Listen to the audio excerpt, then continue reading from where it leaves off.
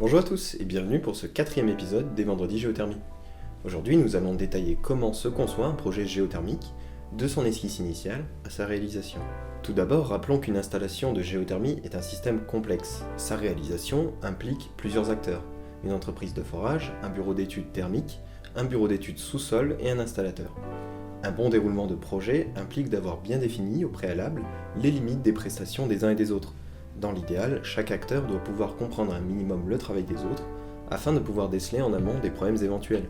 Et si jamais ça ne suffit pas et qu'un problème se déclare, ça peut arriver, il faut aussi être capable d'établir clairement la responsabilité des organismes impliqués pour éviter qu'ils ne se renvoient la balle. Pour toutes ces raisons, il est vivement recommandé aux maîtres d'ouvrage de créer un lot spécifique pour la géothermie. En premier lieu, les besoins thermiques du bâtiment en termes de puissance et d'énergie sont déterminés par un bureau d'études thermiques. De là, il faut décider quelle sera la part de la géothermie dans la couverture des besoins de chauffage et de climatisation. À titre indicatif, dimensionner l'installation géothermique pour 50% des besoins de puissance peut suffire à couvrir 80-90% des besoins en énergie. On peut par exemple envisager le fonctionnement d'une PAC en tandem avec une chaudière à gaz qui pourrait servir de complément en pic de consommation. Ou bien on peut accepter d'avoir un peu chaud en été et un peu froid en hiver. À partir de là, un bureau d'études sous-sol, comme Géothermac, va pouvoir évaluer la pertinence d'une solution géothermique et la dimensionner compte tenu des caractéristiques du sous-sol. Cela passe par une étude bibliographique du sous-sol, des aspects réglementaires relatifs à ce projet, et la mise en place d'une simulation thermique dynamique qui va pouvoir évaluer l'impact de la géothermie sur le sous-sol. Les paramètres du sous-sol utilisés peuvent être confirmés et affinés par une phase de reconnaissance. Pour ce qui est de la géothermie sur sonde verticale, on procède à un test de réponse thermique, TRT. On réalise une sonde test et on y injecte de l'eau à une température constante pendant au moins 72 heures, en étudiant la réponse du milieu.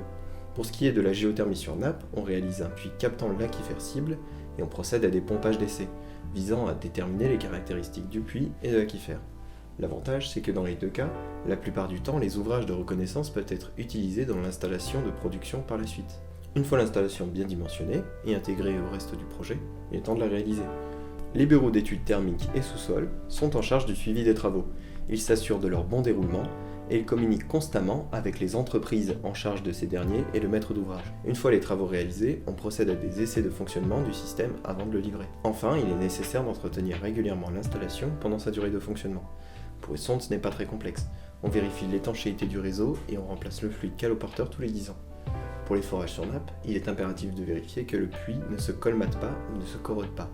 Ils sont en général nettoyés tous les 7 à 10 ans. Il faut également assurer la maintenance du filtre et de l'échangeur. Quelle est la finalité de toutes ces démarches ?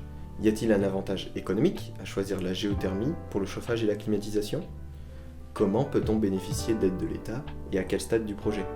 Pour le savoir, on se retrouve la prochaine fois.